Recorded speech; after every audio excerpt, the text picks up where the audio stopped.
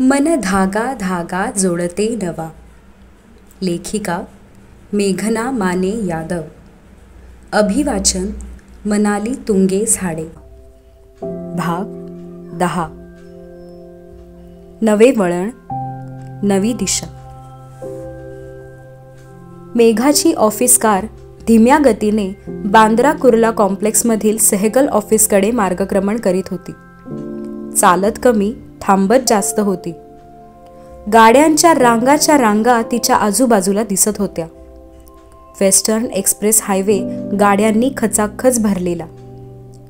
त्या ठिकठिकाणी नगरपालिकेने काढलेल्या अवाजवी कामांमुळे अडथळ्यांची शर्यत सुरू होती.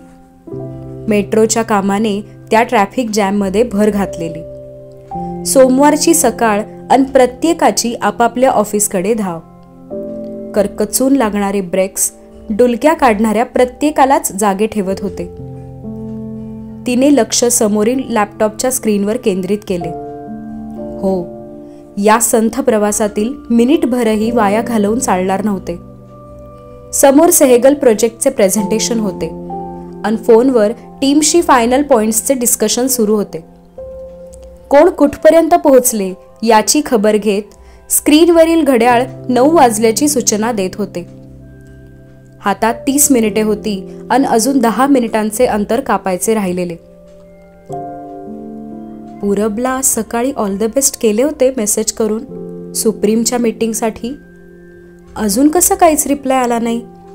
नाहीतर सेकंदाच्या आत त्याचं उत्तर येतं. लॅपटॉप बाजूला ठेवून एकदा साडीच्या निऱ्या आणि पदरावर हात फिरवून सारखे केले. कारमधून बाहेर पडल्या पडल्या कॉन्फरन्स रूममध्ये शिरावे लागणार होते. जर्द निळ्या रंगाची आणि शुभ्र फुलांची नाजूक नक्षी असलेली बाटिक सिल्क साडी. तिला पाहून राधाताईंची आठवण आली. मेघाताई, ही तुमची लक्की साडी आहे. या बाटिक सिल्कचे भविष्य वर्तवणारी राधाताई.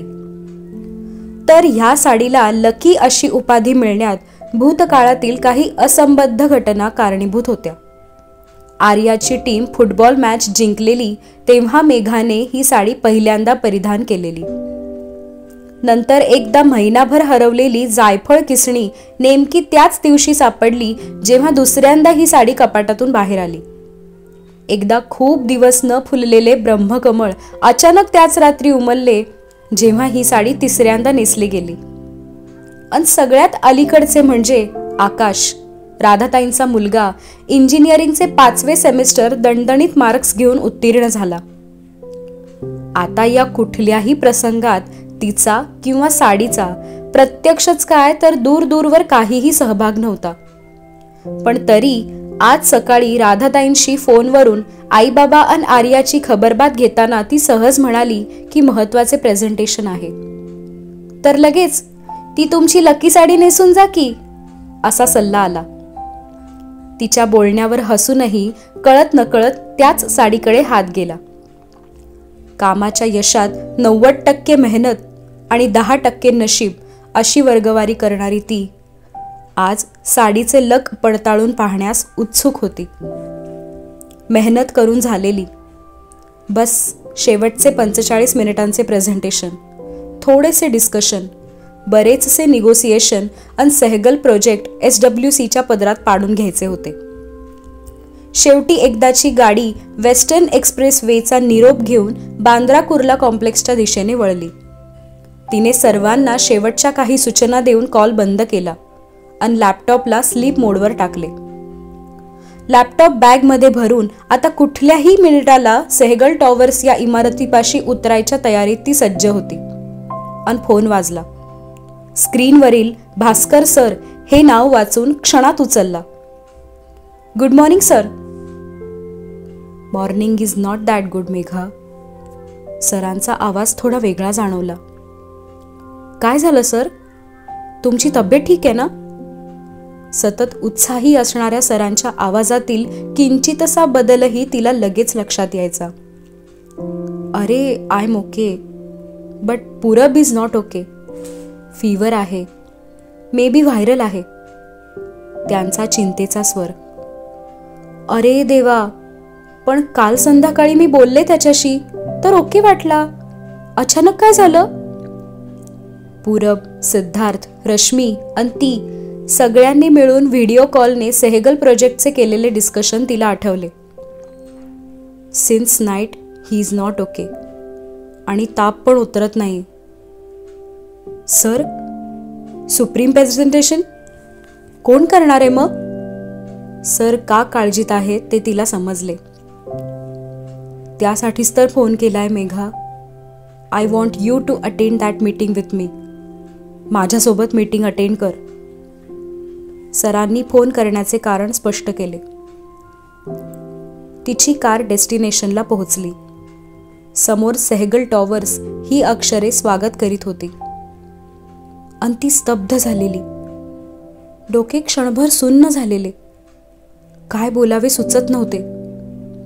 सेहगलच्या मीटिंगसाठी गेले 15 दिवस मेहनत केलेली. पुढच्या 15 मिनिटात प्रेझेंटेशन सुरू होणार होते. शेवटच्या मिनिटाला कसं रद्द करता येईल? सेहगल सर मीटिंग रिशेड्यूल करू देतील का? आणि परत ही संधी नाही मिळाली तर काय? पण मग सुप्रीमच्या डिस्कशनचं काय करायचं? सुप्रीम ग्रुपच्या प्रोजेक्टविषयी फक्त मला आणि पूरबलाच माहिती आहे. गोपनीयता म्हणून प्रोजेक्ट हातात येईपर्यंत जास्त कोणाला कळू दिले नाही. प्रेझेंटेशन बनवायचं कामही आम्ही दोघांनी मिळून केलं. फक्त सुप्रीमची मीटिंग अटेंड करण्यासाठी पूरब आणि सर जाणार होते. तोच करणार होता प्रेझेंटेशन. मग मी शेवटच्या क्षणी काय करायचं? पण सुप्रीम मीटिंगला नाही गेलो तर SWCच्या प्रतिष्ठेचं काय? मग एका क्लायंटला डावलून दुसऱ्याला प्राधान्य द्यायचं का? हे कधीच केलं नाही. निदान मी तरी नाही. प्रश्न गोल फेर धरून तिच्या भोवती नाचत आहेत असे जाणवले. Megha, are you there? ऐकत आहेस ना मी काय म्हणत आहे? सरांच्या आवाजाने ती भानावर आली. येस सर, मी ऐकते आहे. पण सर, मी सेहगल टॉवरच्या समोर उभी आहे.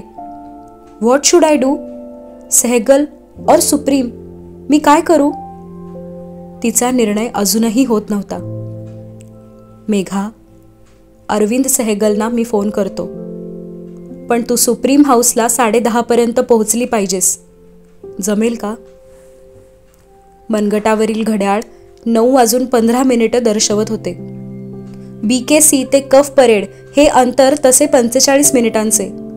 पण सोमवारचे भयानक ट्रॅफिक लक्षात घेता वेळेचा काहीच अंदाज देणे शक्य नव्हते.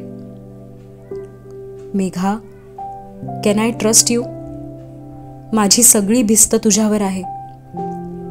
सरांचे हे शब्द कानावर पडता क्षणी तिने दीर्घ श्वास घेतला. आणि श्वास सोडता क्षणी ड्रायव्हर रमेशना गाडी कफ परेडच्या दिशेने वळवण्यास सांगितली. 10:15 कफ परेडला पोहोचायचे आहे असे टार्गेट देत. सर डोंट वरी, मी पोहोचते वेळेत, आश्वासन देऊन फोन बंद केला. पुढच्या सेकंदाला सेहगल टॉवर्सशी 5 मिनिटात भेटणाऱ्या टीमला मीटिंगची वेळ बदलल्याचे कळवले. ग्रुपवर सॉरी मेसेज टाकला. सर्वांनी SWC ऑफिसला जा, नवीन वेळ नंतर कळवते. Sorry once again. हे म्हटल्या क्षणी पूरबला फोन लावला. हाय, काय झालं तुला अचानक? तिचा काळजीचा स्वर. मेघा, सॉरी, तुला लास्ट मिनिट मीटिंगला जावं लागत आहे. त्याचा दिलगिरीचा स्वर. अरे सॉरी नको म्हणू. तू काय मुद्दाम फीवरला आमंत्रण दिलं नाहीस ना? It's okay. पण मला तुझ्या सगळ्या फाईल्स आणि प्रेझेंटेशन मेल कर. I must study. प्रेझेंटेशनला उभे राहण्याआधी मला एकदा सगळं डोळ्याखालून घातलं पाहिजे. It's supreme. एक कणभरही गडबड होता कामा नये. And wish me luck. तिने एका दमात सगळे सांगून टाकले. तिच्या आवाजात काळजी होती, कणभर भीती होती, बराच असा उत्साह होता, आणि आता करो या मरो ही जिद्द होती. हो, मी सगळे पाठवतो. And you don't need luck. तू SWCची स्टार आहेस. You will shine. चमकशील तू, काळजी करू नको. तापातही याला थट्टा कशी सुचू शकते या संभ्रमात ती. अरे बाबा, ते सुप्रीम आहे. सुप्रीम इज लाईक सन. सूर्यासमोर माझ्यासारख्या बारीकशा काजव्याचा काय प्रभाव पडणार? तरीही मी 100% प्रयत्न करणारच. Okay lady फायरफ्लाय. सुप्रीम मीटिंगच्या एका अंधाऱ्या कोपऱ्याला उजळवून या. मी मेल केलंय सगळं काही. फोन कर इफ यू नीड एनिथिंग. क्षीण आवाजात म्हणाला आणि स्वतःच्याच विनोदावर हसत होता. You take rest. काळजी नको करू, मी करते मॅनेज. त्याला आश्वासन देऊन तिने सुप्रीमचे प्रेझेंटेशन वाचायला सुरुवात केली. आता पुढची 40 मिनिटे फक्त आणि फक्त सुप्रीमची माहिती कोळून प्यायचं होतं. कारने यू-टर्न घेतला आणि ती सुप्रीम हाऊसच्या दिशेने धावू लागली. हे वळण मेघाच्या आयुष्यातील सर्वात सुंदर वळण ठरणार होते. तिच्या आयुष्याच्या प्रवासाला एक नवीन दिशा देणारे. अनभिज्ञ ती सुप्रीम मीटिंगच्या तयारीला लागलेली. Can I trust you?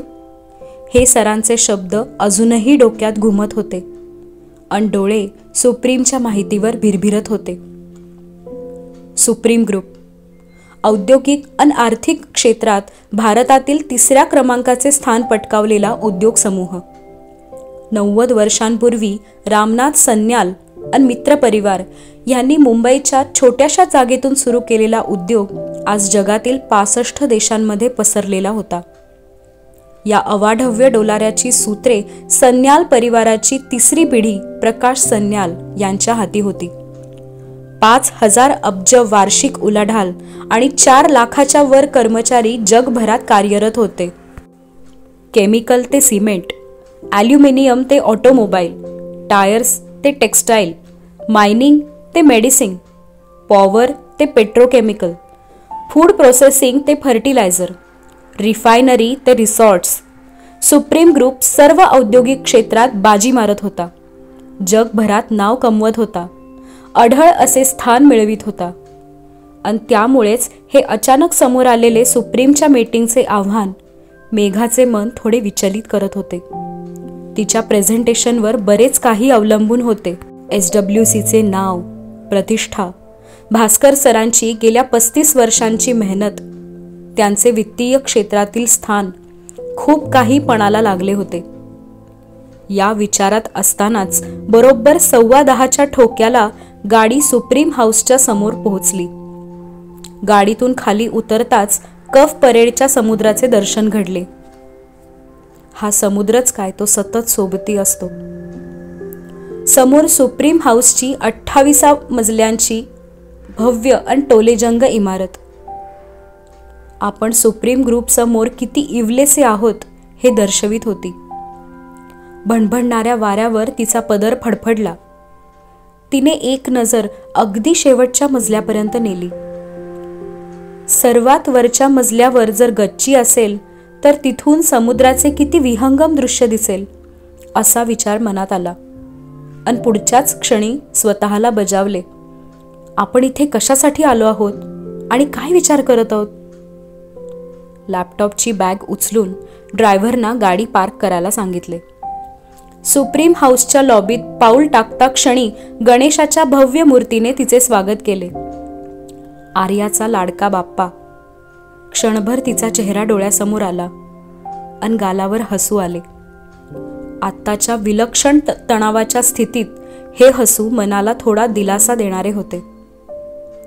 लिफ्टमध्ये शिरताच 27व्या मजल्याचे बटन दाबले.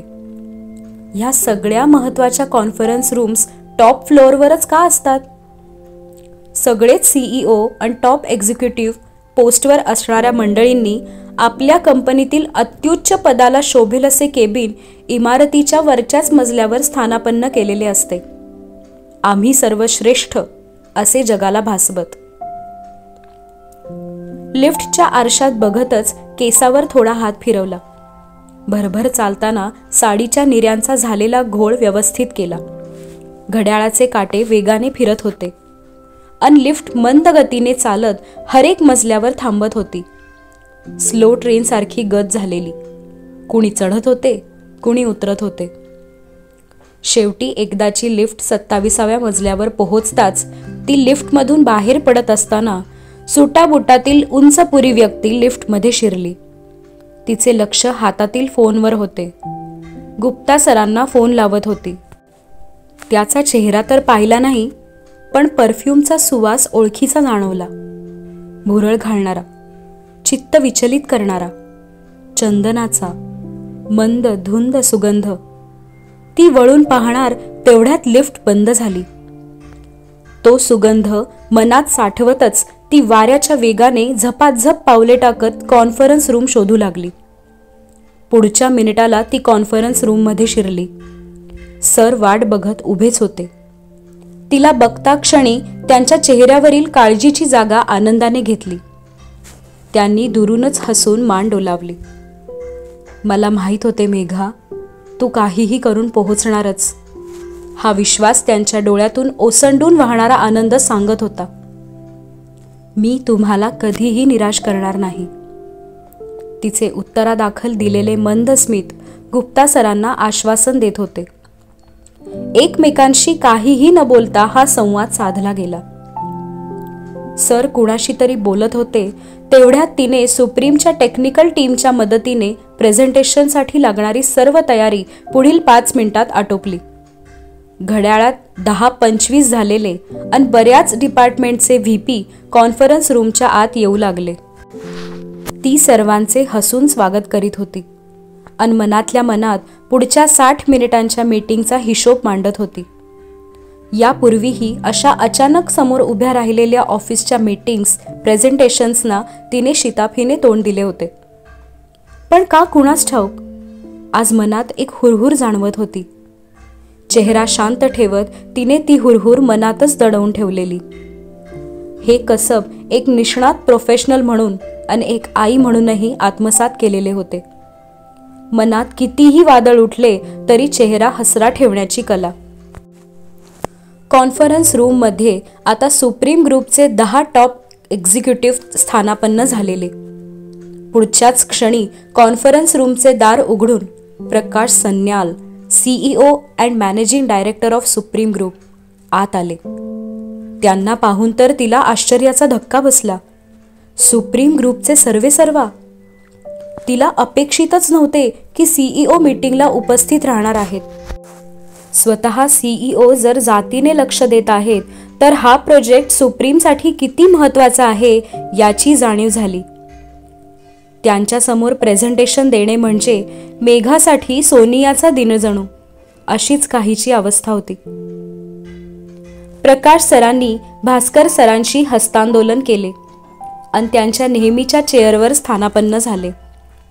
आणि या सर्व गडबड गोंधळात कळत नकळत एका अतिमहत्वाच्या व्यक्तीला मेघा पूर्णपणे विसरलेली. तो इथे नाही याची तिला जाणीवच नव्हती. सागवानाच्या ओव्हल आकाराच्या टेबलभोवती सर्वजण स्थानापन्न झालेले. मेघाच्या लॅपटॉपवरील प्रेझेंटेशन आता भिंतीवरील 65 इंचाच्या LED स्क्रीनवर झळकलेले.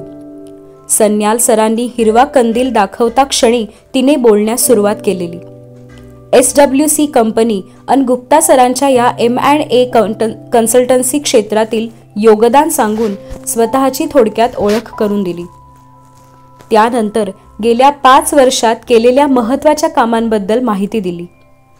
आर्थिक आणि औद्योगिक क्षेत्रातील किती महत्त्वाच्या क्लायंट्ससोबत SWCने काम केले आहे त्याबद्दल सांगितले.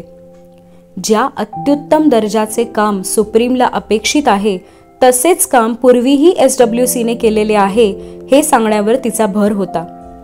साधारण 30 मिनिटे तिचे बोलून झालेले. 20 स्लाइड्सच्या प्रेझेंटेशनपैकी 10 स्लाइड्सचे स्पष्टीकरण देऊन झालेले. उपस्थितांच्या चेहऱ्यावरील मंद स्मित आणि त्यांनी उत्तरादाखल डोलावलेल्या माना हेच दर्शवत होत्या की आत्तापर्यंत तरी सर्व सुरळीत पार पडले आहे आणि प्रेझेंटेशन सर्वांच्या पसंतीस उतरत आहे. एवढे तर तिला नक्कीच जाणवलेले. गेल्या 10 वर्षात केलेल्या शेकडो मीटिंग्स नंतर पहिल्या 5 मिनिटातच क्लायंट्सची पसंती किंवा नापसंती चेहऱ्यावरून वाचण्याची कलाही तिला आत्मसात होतीच. हातातील प्रेझेंटेशन पॉइंटर स्क्रीनकडे रोखून ती 11व्या स्लाइडवर जाण्यासाठी स्क्रीनकडे वळली आणि तेवढ्यात कॉन्फरन्स रूमचे दार उघडले गेले. LCDच्या काळ्या स्क्रीनमध्ये त्या व्यक्तीचे अस्पष्ट प्रतिबिंब दिसले. बऱ्यापैकी उंच ब्लेझर घातलेली व्यक्ती हातात मोबाईल फिरवत दाराशी उभी असलेली जाणवली. मीटिंगला उशिरा येणाऱ्यांची प्रचंड चीड असलेली मेघा त्या वेळ न पाळणाऱ्या व्यक्तीला पाहण्यासाठी गर्रकन वळली आणि स्तब्ध झाली. हे इथे कसे? ऑफकोर्स हे इथे नसणार तर मग अजून कुठे असणार मेघा? माझ्या आधी का लक्षात आले नाही? हो, सन्याल सरांना बघून दुसरं काही सुचलंच नाही. हे पण मीटिंगला उपस्थित हवे होते हा विचारच नाही आला डोक्यात. येस, पूरब म्हणालेला हे असणारच म्हणून. Hard nut to crack. आणि आज पण उशिरा? वेळ न पाळायची सवयच दिसती यांना. अर्धे प्रेझेंटेशन होऊन गेले आणि आत्ता येत आहेत. तिच्या डोक्यातील विचार चेहऱ्यावर प्रतिबिंबित होत होते बहुतेक. कारण आत येता क्षणी आश्चर्याचा धक्का बसलेला तो उंचावलेल्या भुवया आणि विस्फारलेले डोळे पूर्ववत करीत आता नेहमीप्रमाणे शांत आणि गंभीर चेहरा ठेवण्याच्या प्रयत्नात होता. पण तिचे रागाने बारीक झालेले डोळे आणि कपाळावरच्या नाखुशीच्या आठ्या त्याच्या चेहऱ्यावर तेच नेहमीचे किंचितसे हसू आणू पाहत होत्या. आपल्या हास्याला गालात दाबून ठेवण्याचा प्रयत्न करीत तिच्याकडे एकटक बघत तो तिथे उभा होता.